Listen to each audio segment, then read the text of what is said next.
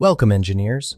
Today we're looking at the Angle of Repose Interactive Calculator, an essential tool for analyzing granular material stability in bulk handling, mining operations, and geotechnical engineering. This calculator has 6 calculation modes. Under Calculation mode, you can select Calculate Angle from Pile Height and Radius, Calculate Pile Dimensions from Angle, Calculate Angle from Friction Coefficient, Calculate Friction Coefficient from Angle, Calculate Pile Volume from Angle, or Calculate Critical Slope Stability. Let me demonstrate using Calculate Angle from Pile Height and Radius. The input fields are pile height in meters and base radius in meters. For material properties, we have material density in kilograms per cubic meter.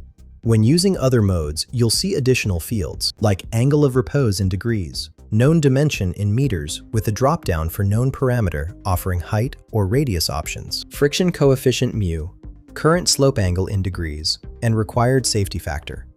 Let's work through an example. Imagine we're analyzing a coal stockpile. I'll enter pile height as 12 meters and base radius as 15 meters. After clicking Calculate Results, the calculator returns our angle of repose as 38.7 degrees, which converts to 0.675 radians. The friction coefficient shows as 0.801. These outputs tell us the natural stability angle for our material pile.